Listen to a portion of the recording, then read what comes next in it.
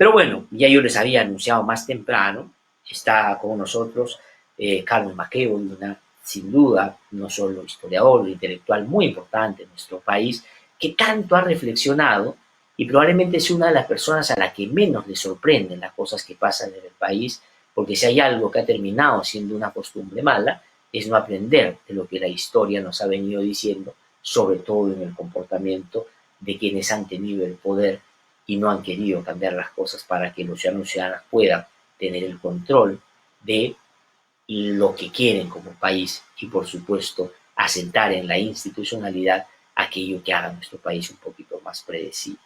Y es un gusto siempre tenerla en el programa. Carmen, ¿qué tal? ¿Cómo estás? Qué gusto saludarte. Muy buenos días, muchísimas gracias por atendernos.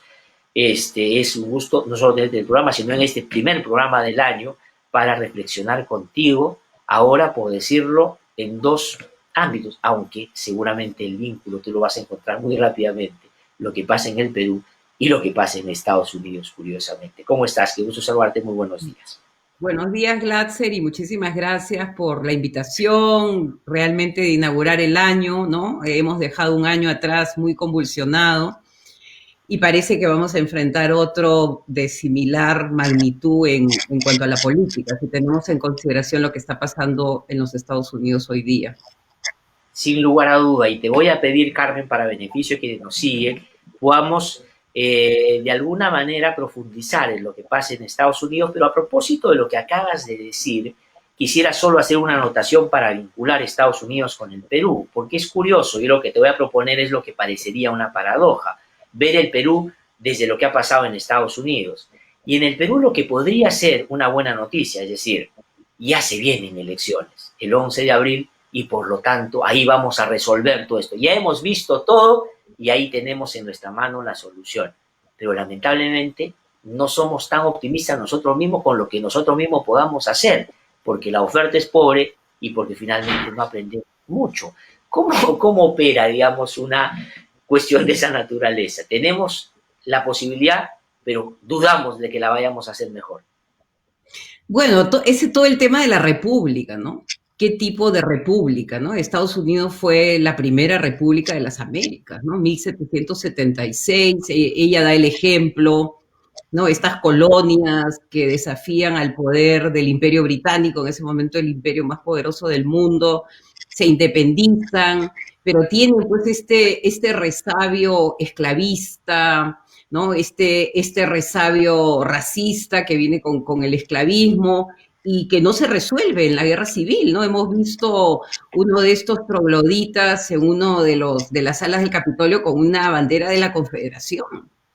Entonces, realmente, es como enfrentarte, ¿no? Muchos se sorprenden, dicen eso no es lo que nosotros somos. Pero bueno, pues hemos visto desfiles en diferentes estados con banderas confederadas. Esta no es una novedad, ¿no? La bandera confederada aparece porque es esa parte, digamos, dura, ¿no? Racista, segregacionista, ¿no? Porque acá hay todo un tema antiestatal, ¿no? Digamos, estados que se querían secesionar de la Unión. Y eso no ha sido resuelto, ¿no? Entonces, yo creo que para ir a tu pregunta, lo que habría es que volver, en el caso nuestro, al plano original de nuestra república, ¿no? ¿Cuáles Sí, fueron los problemas? ¿Cuáles fueron, digamos, las tragedias? Y una de ellas es que no se aceptaban los resultados electorales y habían guerras civiles. uh-huh.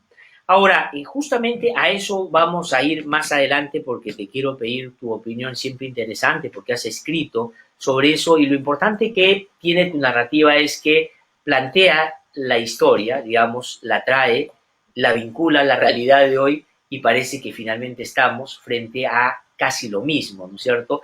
Pero Estados Unidos, yo puedo entender de que hay un sector troglodita, digamos, en todos lugares, ¿no es cierto? Que pueden haberse quedado justamente levantando las banderas estas que tú dices, ¿no es cierto? Pero sin lugar a duda, el mundo ha cambiado, ha evolucionado. Y mira la contradicción. Trump, donde más se movía era en el Twitter, que tal vez es una de las invenciones, digamos, más difundidas en los últimos tiempos. Pero para difundir eso, que probablemente él es, porque él finalmente es el que se hubiese, si no hubiera sido presidente, probablemente estado tomando el Capitolio o gente como él directamente. La pregunta es por qué en Estados Unidos esto ahora, de esta manera, con el Capitolio, que es el símbolo del constitucionalismo también. ¿Qué cosa dice ese episodio? ¿Por qué no pasó así antes, por ejemplo, de Trump o en algunos otros momentos? Bueno, yo creo que esto ya se viene preparando, ¿no? Si tú te acuerdas lo que pasó en Michigan, ¿no? El intento de secuestrar a la gobernadora, que no ocurrió, pero que, digamos, estos grupos violentistas, ¿no? Estaban trabajando en esa dirección. Es difícil, digamos, en 30 minutos explicarlo, pero yo creo que han habido cambios socioeconómicos en este país, ¿no? Que han dejado fuera del juego a un sector importante. O sea, si tú vas a los pueblos norteamericanos, a los pequeños, digamos, a las zonas rurales, ya los pequeños negocios han desaparecido, los que antes eran los orgullosos dueños de su tierra, las han vendido. Entonces, hay un resentimiento real contra los cambios económicos que no los han tenido en consideración. Y lo que ha hecho Trump, y esto es muy parecido, pues, digamos, guardando las distancias con lo que pasa con la crisis en Alemania y el surgimiento del fascismo. O sea, hay personajes que aparecen y te dan la respuesta fácil, ¿no? Son los inmigrantes, son las minorías, son los latinos, ¿no? Entonces te comienzan a explicar el mundo fácilmente para explicarte tu propia frustración. Entonces yo creo que esto ha explotado cuando Trump exacerba, ¿no? Y con lo que tú dices, o sea, ¿qué pasa con este mundo del Twitter? Y es bien interesante, estaba ayer mencionando a Theodor Adorno, que sabía de lo que estaba hablando, porque venía, digamos, de una Alemania manejada por Goebbels, ¿no? En que era pura mentira, o sea, todo lo que él creaba eran fantasías. Es el primero que inventa, pues, esta política de fake news. Entonces, yo creo que lo que ocurre es eso, o sea, que ya se rompió la línea entre la realidad y la ficción.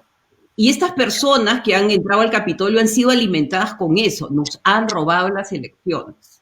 Nos han robado las elecciones. Y salía en Fox News, en el Twitter, en todas partes. Entonces tú comienzas a creerte este mito del gran robo. ¿Y qué cosa dice Trump en su discurso?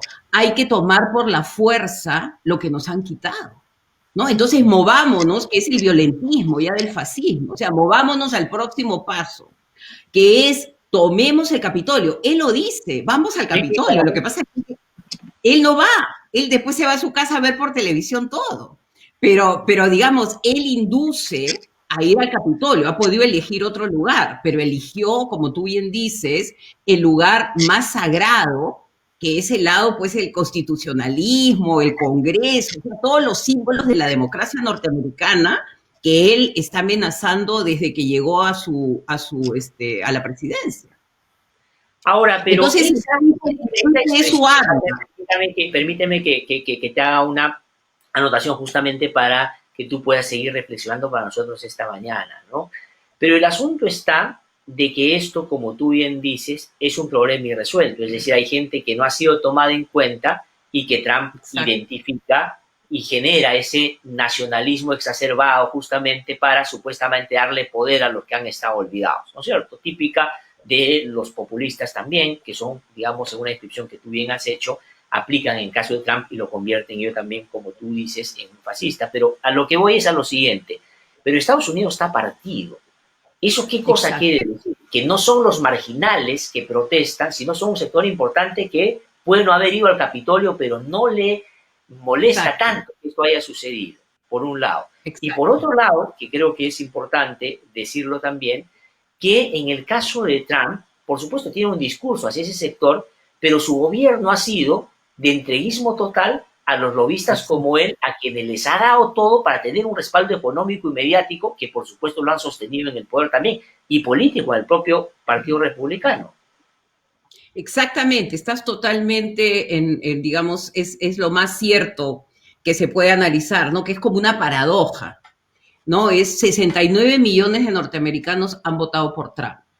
Y han votado por Trump a pesar de todo, a pesar de todas las denuncias, a pesar de todo lo que nos enteramos que estaba haciendo, incluso ahora hay digamos, la Rusia ha entrado a todo el sistema informático, o sea, él no solamente se ha entregado a los republicanos, sino ha entregado a los Estados Unidos a esta potencia que no sabemos cuál es el negocio que él tiene.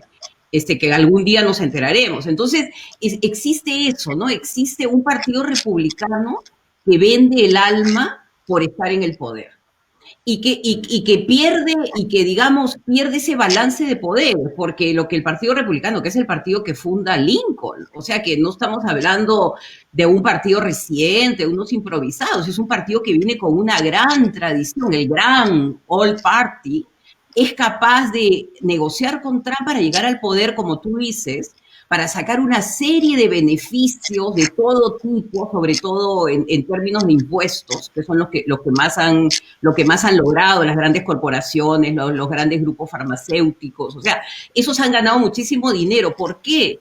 Porque Trump les cumple el sueño digamos, que viene desde Reagan, del Estado ausente, ¿no? ¿Y qué mayor estado ausente de uno que está todo el día en el Twitter, que está mirando su cuenta de Facebook, que está viendo la televisión? Entonces, mientras que eso ocurre, se han dado todos los negociados del mundo, pero con un discurso populista que es yo te voy a salvar, ¿no? Ustedes pobres, ustedes, digamos, desplazados, nosotros los vamos a salvar, ¿no? Entonces, ahora la pregunta es, ¿todos esos 69 millones siguen apoyando a Trump?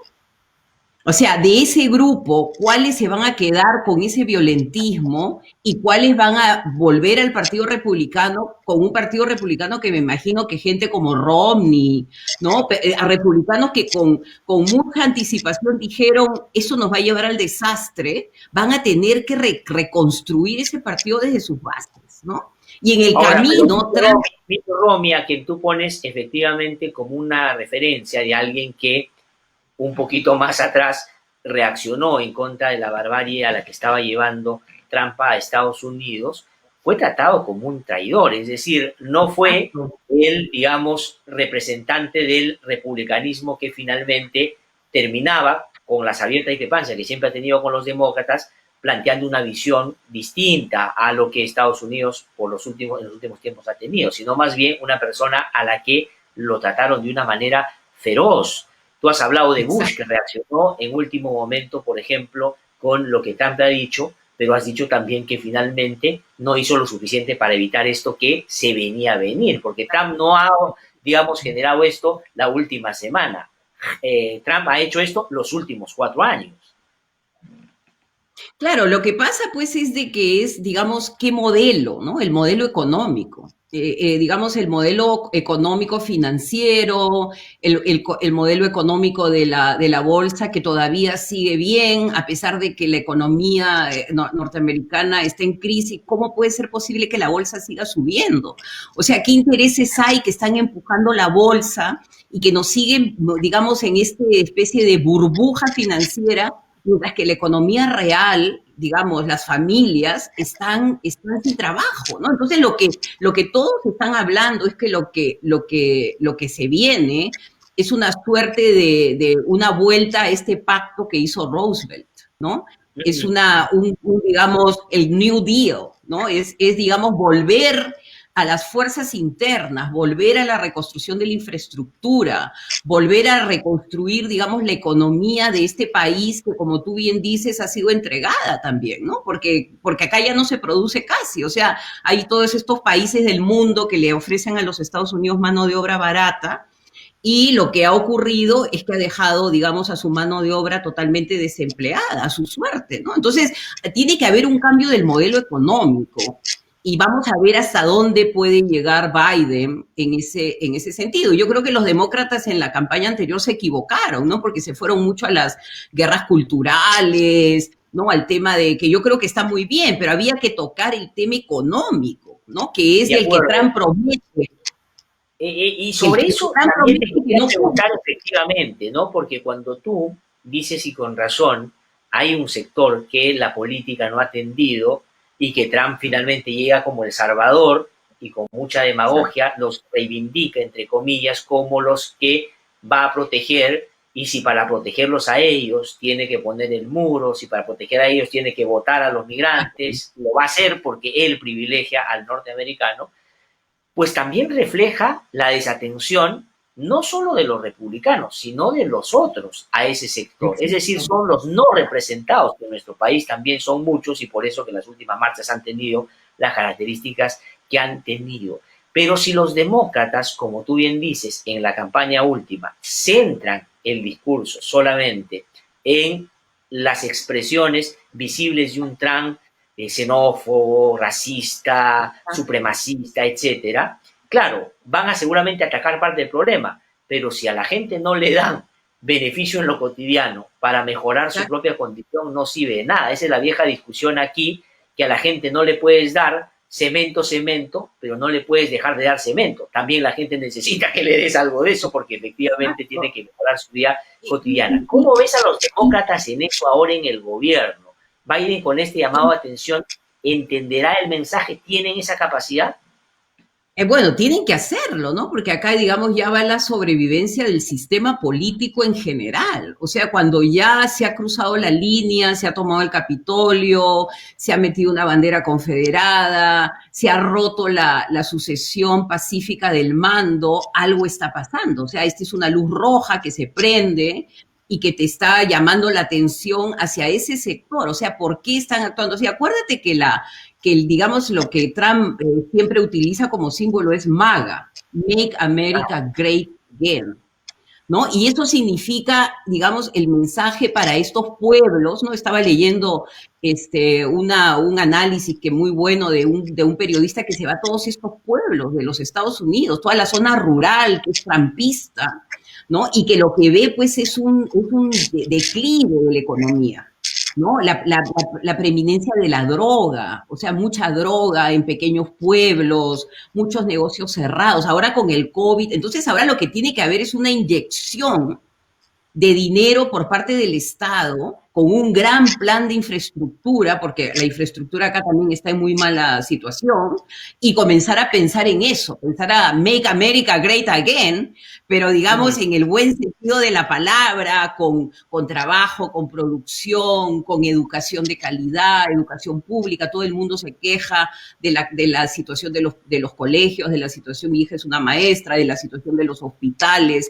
Entonces hay una gran tarea por delante, que es muy parecido, por eso te digo que piensan que la idea de Roosevelt, ¿no? Del nuevo pacto, del New Deal, puede funcionar nuevamente con todas las fuerzas que quieran aunarse, ¿no? Entre ellas los republicanos que se separen, digamos, de este señor y que comiencen a trabajar también en esa misma dirección, ¿no? De reconstruir política, económicamente y socialmente a ese país. En el 2040 se calcula que la población latina, afroamericana, va a ser mayoritaria. Ajá. Entonces, esto va a cambiar totalmente en cuanto a su demografía, ¿no? Entonces, eso también es un problema para todos estos trogloditas, ¿no? Porque se les escapan a los supremacistas blancos el control de este país, ¿no? Entonces, ese es otro nivel. Qué interesante es, digamos, en una perspectiva, por supuesto, más amplia, no digamos en el marco de la banalidad cotidiana que hace creer a mucha gente que lo que hablamos todos los días es importante. Y no hay cosas importantes todo el tiempo, pero estas sí son importantes, ¿no es cierto? Pero todas buscan, digamos, el nuevo pacto, ¿no? Fíjate cómo al final, por reconocimiento, por convicción o porque las circunstancias obligan, el refugio final es algo hay que hacer para cambiar a la base de las cosas, porque no se trata solo de ponerle maquillaje. Podríamos poner aquí al costado lo de Chile, por ejemplo, que es interesante en ese sentido también, con sus diferencias, por supuesto, con lo de Estados Unidos. Pero sobre eso te quería también preguntar lo siguiente, ¿no es cierto? ¿Qué cosa va a pasar en estos próximos días? Porque escuchaba a Nancy Pelosi que decía, vamos a darle unos días a ver si renuncia, porque ya tenemos todo para iniciar el impeachment, el juicio político, digamos, por incapacidad moral. Qué curioso con lo que ha pasado aquí en el Perú también hace tan pocos meses. Pero la pregunta es, ¿esto prospera? Es decir, porque allá las particularidades son distintas, además que tiene que tener el procedimiento, ¿no? Es el vicepresidente que tiene que pedirlo, comparte el gabinete que esté de acuerdo con que esto suceda, y si no hay ese componente es bien difícil que sea el próximo paso. Pero ¿es viable o no? ¿O es un gesto político porque él tiene que irse ya el 20, ¿no? Yo creo que algo importante que hay que recordar es de que hay una institucionalidad en este país que es capaz de confrontar digamos, esta crisis política tan grave, ¿no? Nancy Pelosi sirviendo en el Congreso 40 años, quizás, 30 y tantos años de su vida.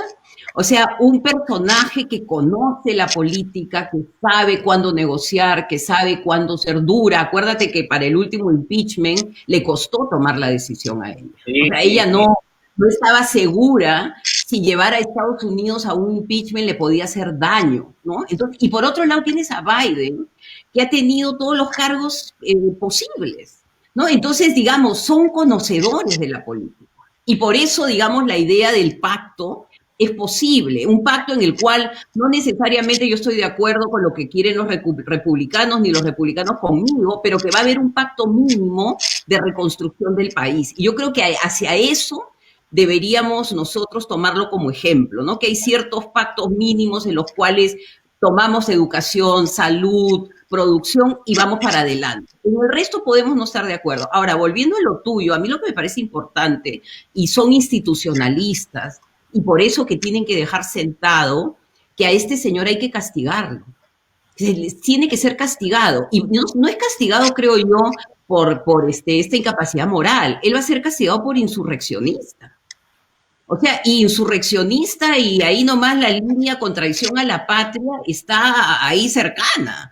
Entonces, yo creo que es dar el ejemplo, aunque va a tardar, porque digamos, hubiera sido más fácil el Amendment 25, pero parece que Pence tiene sus dudas, no todos están de acuerdo, ¿no? Entonces, ella lo que hace es llevar adelante el impeachment que parece que empieza hoy día, para lo cual se deja constancia en el récord de este país, que este es el primer presidente que ha atentado contra las bases democráticas de los Estados Unidos. Y Ahora, probablemente, no sé, no conozco las leyes, pero de repente no le vas a permitir que tenga una función política en el futuro, ¿qué ¿no? es lo Porque más yo creo que probable? lo Esa que hay tendencia que creo que va por aislarlo. ahí, que él la prevé cuando trata cobardemente después de cambiar el discurso y hablar de una transición Exacto. ordenada, porque él se da cuenta y le dice, oye, mira, esto es igual cuando empieza a hablar de fraude al comienzo, o lo que ha salido en Georgia después, con todo lo que se pudo ahí conocer, que trataba de hacer una serie de cosas para actuar tramposamente, como lo ha hecho en varios momentos. Pero el asunto está en que efectivamente, en un país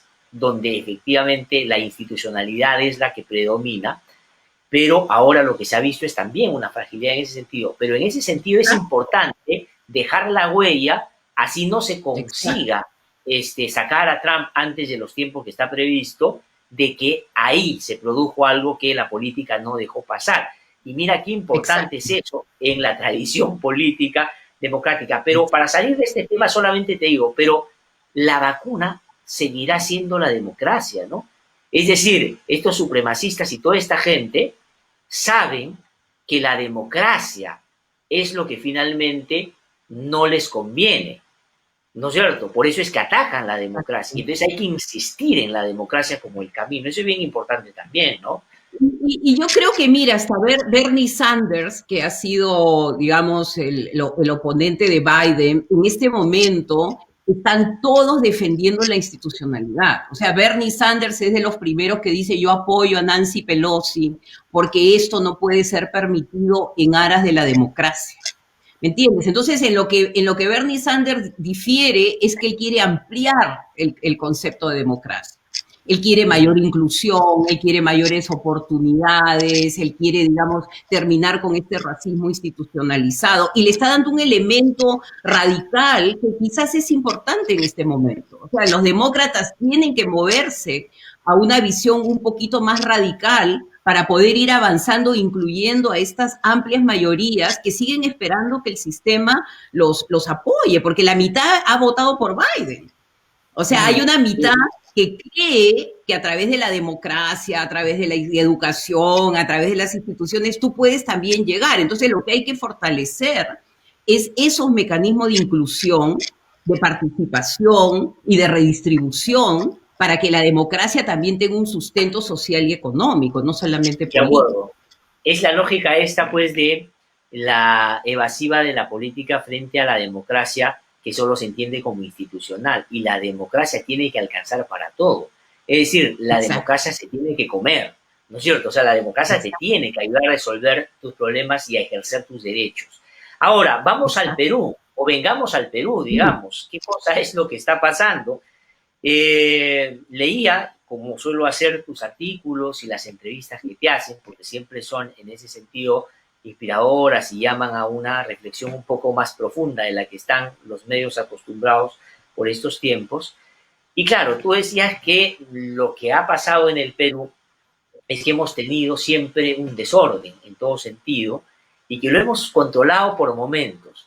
Pero a su vez has Mm. dicho que a veces hemos encontrado la salida, pero muy rápidamente nos hemos desviado de la posibilidad de materializarla o concretizarla o hacerla sostenible.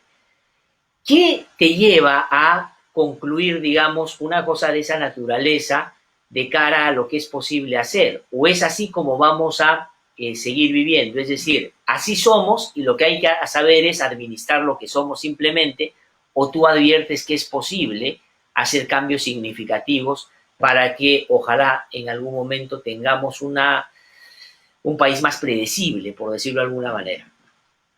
Bueno, el tema este de esta frase que me pareció interesantísima del siglo XIX, cuando le preguntan, cuando estos amigos están conversando sobre el Perú, uno le pregunta al otro cuál es el sistema, y él le contesta, el sistema es la anarquía moderada. ¿No? Entonces es como un oxímoron, o sea, o es anarquía o la moderas. Entonces vivir, digamos, en el filo de la navaja, ¿no? Vivir en el filo de la navaja. Y yo creo que si comienzas a reconocerlo, si haces un diagnóstico que esa ha sido tu trayectoria, y por eso es importante volver al bicentenario, volver a los orígenes de la República, entender que la independencia, la jura de la independencia en julio del 1820, de 2021, los 200 años, no es ni el principio ni el final del camino, ¿no? Probablemente porque nosotros tenemos esta vida política tan accidentada, debimos haber planeado empezar el conteo en el 2014, que fueron los 200 años del Cusco, ¿no? Entonces hubiéramos explorado otra alternativa, como decía Basadre, ¿qué hubiera pasado si la independencia empezaba en el Cusco? O sea, hubiera sido otro país, ¿no? Pero como siempre estamos en estas angustias, no lo hicimos. Entonces yo creo que este momento, como tú dices, de introspección, ¿no? Porque cuando tú estás cumpliendo años, cuando te paras frente a tu torta, cierras los ojos y te preguntas qué hice yo con mi vida, ¿no? Entonces yo creo que el Perú puede comenzar a hacer eso. O sea, primero que nada, y en el caso del bicentenario del proyecto, de nuestra comisión, lo que el año pasado ha explorado han sido las independencias en las regiones. ¿No? Entonces, para comenzar a ver este movimiento político que se da cuando la columna de Álvarez de Arenales, que nadie le hace caso, o sea, todo el mundo está centrado en San Martín, pero cuando se desembarca en Paracas, esa columna entra en la sierra y esa columna activa a la guerrilla serrana. Y hay independencia en Tarma, en Huamanga, en Huanco, hay una batalla en Cerro de Pasco. Entonces, comenzar a incorporar esa trayectoria histórica a nuestro ADN político.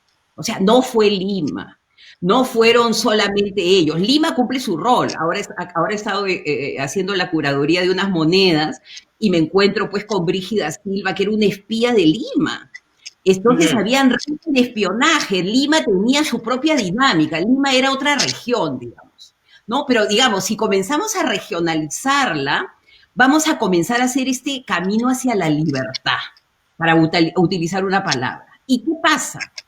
Y un poco, digamos, utilizando nuestra celebración, conmemoración, como una suerte de clase didáctica, déjame, está sonando de clase didáctica, digamos, decir lo siguiente. Este año es la jura de la independencia. El próximo son los 200 años de la República. Entonces, comencemos a explorar qué tipo de república, era una república excluyente, cómo fue la constitución. En el 23, la primera constitución del Perú. En el 24, Ayacucho. Tenemos 3 años de clases para Sí, pues. comenzar, digamos, nosotros a ir aprendiendo, como los americanos que siempre vuelven a sus founding fathers, qué cosas hicieron. O sea, quizás para nosotros puede ser una clase práctica y no solamente una celebración de San Martín declarando la jura de la independencia en la Plaza de Armas. Entonces, utilizar esto como, como una suerte de momento de reconocimiento de cómo construimos esta república y qué le falta para ser Ujú. completa, como dices tú, para no ser tan... Porque, digamos, yo estoy justamente escribiendo un libro con un colega y la toman por asalto los caudillos. Sí, En el pues. 29 Sí. los caudillos la toman por asalto y empieza la guerra civil. Entonces, esa es la anarquía. O sea, ellos ya comienzan a modelar su propia república, la territorializan, los podemos respetar mucho, pero no respetan pues la constitución de la república, ¿no? Y la comienzan a romper. Entonces, con esa república es con la que tenemos que lidiar, pienso yo. Ahora, Carmen, ¿y cómo hacerlo? Porque, digamos, tú, por tu trabajo, ¿no es cierto?, de mirar la historia y entrar justamente a descifrar las claves de por qué lo que hoy vivimos no debería ser una sorpresa, sino una consecuencia lógica de los no aprendizajes, y estás muy abocada a los hechos, ¿por qué, cómo lees estos procesos que tú sugieres deberíamos hacer como peruanos con los actores que tenemos? ¿A qué voy con esto? Mira, yo que además no soy de Lima, por ejemplo, ¿no? Yo vengo de Amazonas, de Chachapoyas. Y una de las cosas frente a las cuales yo casi me he sublevado siempre es esta idea resumida en esta frase, ¿no es cierto? Estamos en Lima y cuando dice vienen del interior del país, vienen de la... Y digamos, puede ser una referencia geográfica, es decir, si tú hablas de Lima, vienes de otro lado y digo que es... Pero eso puede estar significando otra cosa también, ¿no es cierto? Porque Lima no es el centro en ningún sentido No, geográfico, no es, o sea, digamos, es el centro en tanto aquí se concentra todo lo que muchos hemos de una u otra manera perseguido, que son las oportunidades, porque las regiones no se han desarrollado como debieran. Pero junto con eso quiero decirte sobre los actores. Yo digo, tú has hablado de nuevo pacto en Estados Unidos, pero podría aplicarse en el Perú también y se hace necesario porque la pandemia nos ha mostrado ese país que no hemos visto. En segundo lugar dices, oye, mira, el 21 fue la independencia, pero debíamos comenzar el 14 cuando empezó el proceso independentista, digamos, nacional. Pero debimos o debemos pensar en el 24 y en el 23. Pero me estoy poniendo a pensar en el Congreso que se viene, si es que va a pensar el país desde esa perspectiva, cuando los intereses que todavía ahí se manejan siguen siendo los mismos que ahora tanta vergüenza nos han generado, si es que los intelectuales en nuestro país se abocan a las causas y a los temas de manera a veces muy conveniente y no muy sistemática, porque a veces les genera problemas y prefieren evitarlo, o si es que los medios están cargados de estar en la lógica banal de inflar cosas que no sirven y no entrar a profundizar los temas que son importantes, como lo que pasa en Estados Unidos. Entonces, ¿cómo hacemos? Porque, digamos, hay que armar el rompecabezas con la pieza que tenemos y no sé necesariamente si la figura que va a salir es una que se parezca a la que tú aspiras o auspicias.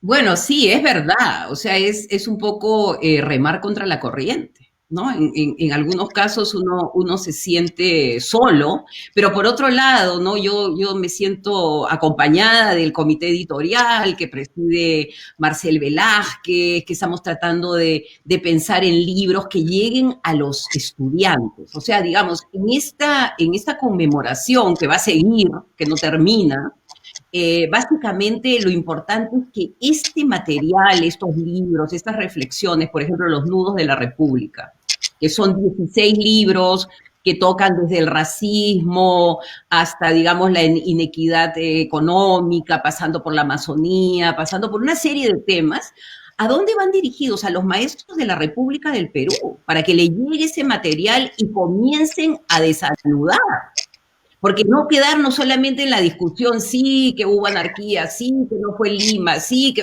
Pero, ¿qué hacemos de ahora en adelante para que en 100 años más no esté otra Carmen McEvoy y otro Glatzer conversando sobre el mismo tema, ¿no? Salgamos ya de ese tema y tratemos de ir resolviendo los nudos, ¿no? Entonces yo creo que eso por un lado, o sea, una reflexión que llegue a la escuela. O sea, yo creo que eso es fundamental, contar con el apoyo de los maestros, contar con el apoyo del Ministerio de Educación, tener, digamos, unas directivas claras en cuanto a la selección de los textos. Por ejemplo, estamos haciendo una trilogía que es Voces de la República, que introduces al estudiante a las voces de todos, Vizcardo, el guerrillero, María Parado de Bellido, todos están a esas voces, le están hablando al niño. Después el otro es iconografía de la libertad, todo lo que son cuadros. Entonces, lentamente lo va socializando con lo que es su legado histórico. Y el último es los caminos de la libertad, que son los caminos de los ejércitos. Entonces, cuando tú ves que, por ejemplo, a Chachapoyas ha llegado un contingente y tú eres un niño de Chachapoyas, tú dices, ya llegaron. Que Toribio Rodríguez de Mendoza, gran chachapoyano, presidente del Congreso, gran hombre de San Carlos, es un motivo de orgullo. Entonces, comenzar a activar, digamos, los hitos históricos y los personajes en los cuales todos seamos parte de la celebración. Porque si nos quedamos con San Martín, nos quedamos, pues, como dices tú, con el limeñismo, la independencia concedida. No fue concedida. Todos los guerrilleros que estaban peleando en la sierra no estaban concediendo nada, o sea, estaban liberando los territorios para la causa de la patria, como la llaman ellos, ¿no? Entonces, yo creo que hay que cambiar el chip, ¿no? Hay que trabajar con la escuela, los intelectuales tienen que entrar en la discusión, a favor, en contra, pero tienen que estar en la esfera pública y comenzar a dotar a la esfera pública de contenidos.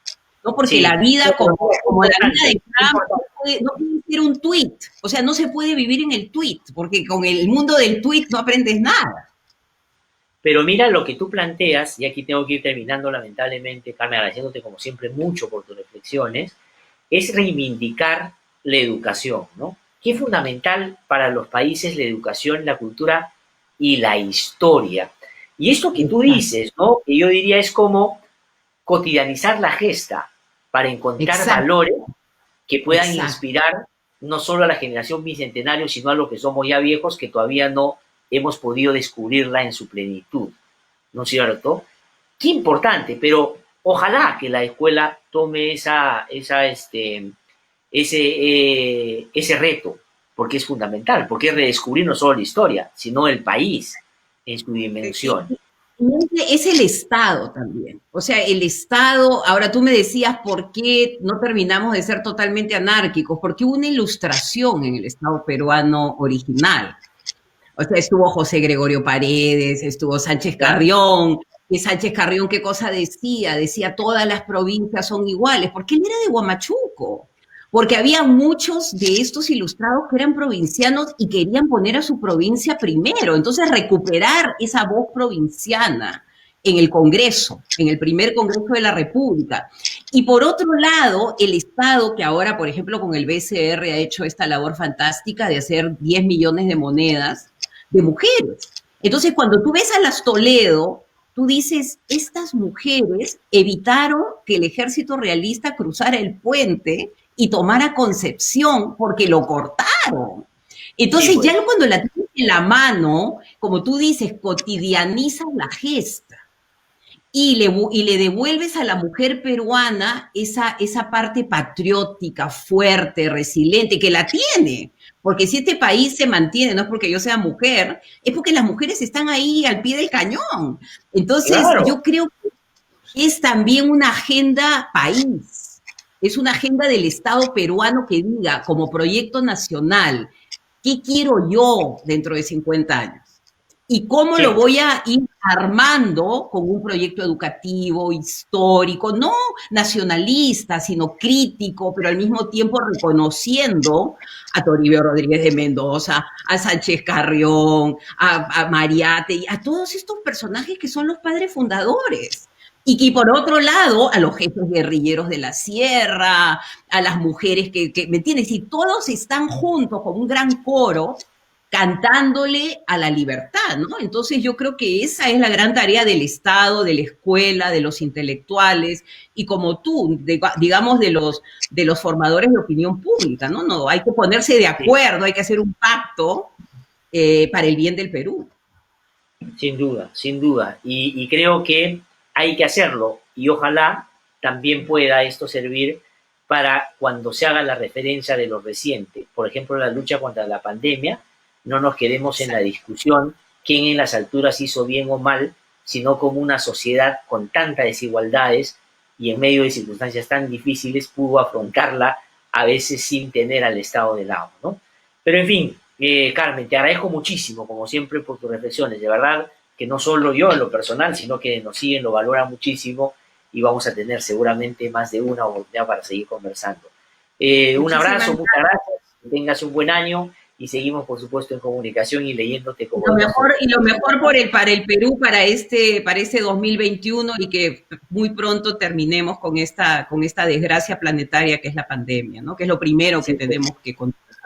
como me decía un grande de estos tiempos, que es Valentín Paniagua, que era Valentín Paniagua, yo siempre repito esta frase, ¿no? No sé si era suya, pero él me la dijo en una entrevista que hice hace muchos años: basta de maldecir la oscuridad, hay que prender la luz. O sea, hay que Exacto, empezar a cambiar las cosas. Carmen Maquebo ha estado exacto. con nosotros. Un fuerte abrazo, Carmen, que te vaya de lo mejor. Gracias por Bueno, atendernos esta mañana en medio de tu agenda que es muy recargada. Bueno, en fin, estamos hablando sobre la historia, estamos hablando sobre lo que ha pasado en Estados Unidos y cómo nos podemos ver a través del ejemplo de